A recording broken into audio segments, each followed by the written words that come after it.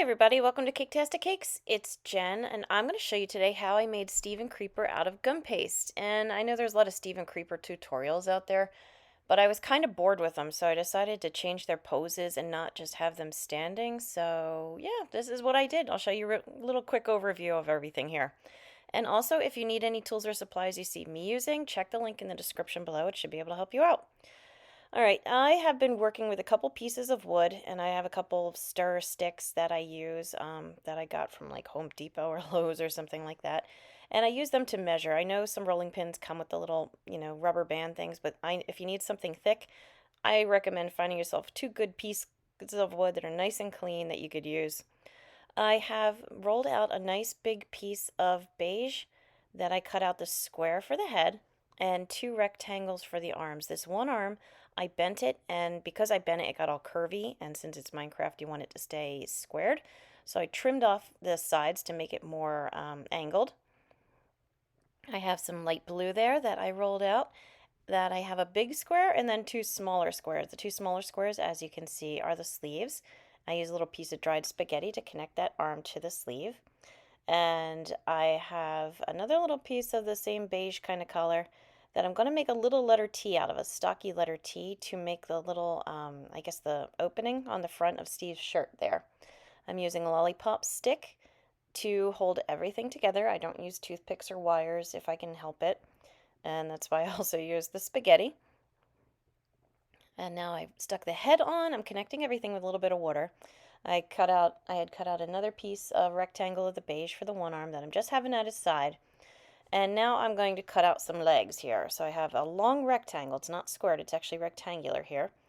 And it's a little bit longer than the body, the torso up top. I split through the center as you saw there, but not all the way up.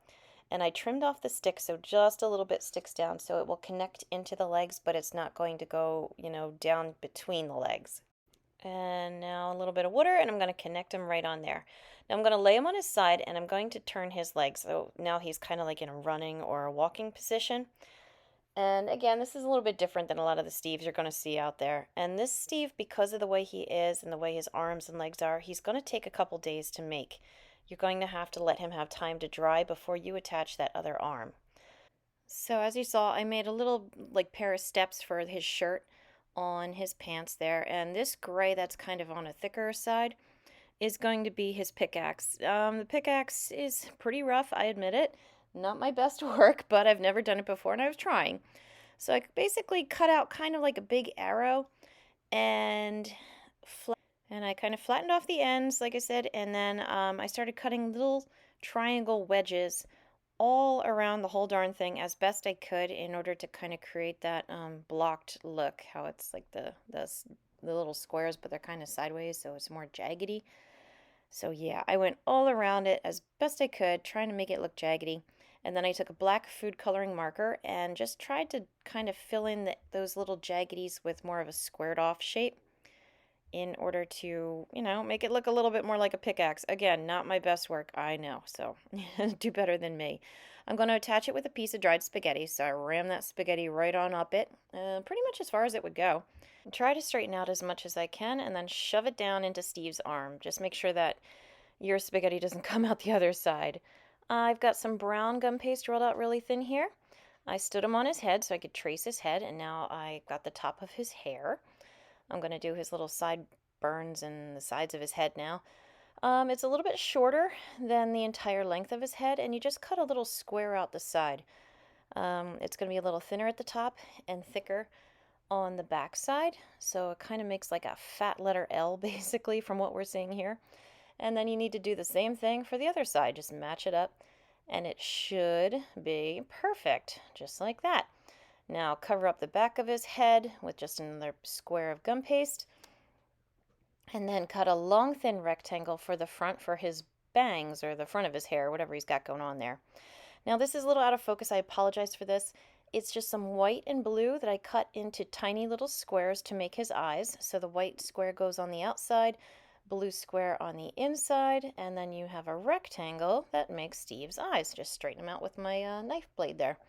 Same thing for his mouth. There's a little rectangle for the brown for his mouth, two little squares, kind of catty corner on either side of his mouth, and now he's happy. There you go. Steve's a happy guy. All right, this is going to become his shoes, so it's just some dark gray gum paste.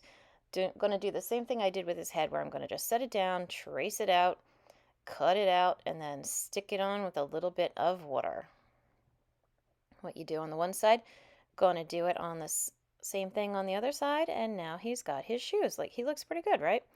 Okay, now I'm going to attach that arm. It's been a day, so it's had time to dry. I have a lollipop, or excuse me, spaghetti in there. I put a little ball of fresh gum paste and some water, so it makes a good anchor. Squish it in place, and then his arm stays, and Steve is done, right? Not too shabby. Now, Creeper's even quicker. He's more basic. I'm going to use those sticks again to make a thick piece of green gum paste, and I cut out a square. I'm going to turn them on their sides. Fortunately, they're rectangles. They're not squares, so I can get different heights out of them. And I'm going to make the creeper's body. It's smaller, it's thinner, and I'm going to run it down with my lollipop stick there, just like that. And then that does change the shape a little bit, so you might have to do some tweaking when you're happy with it. Stick the head on. Again, be careful you don't make the head come out the top, or the lollipop stick come out the top of his head. And now for the creeper, I'm going to put him in a styrofoam block.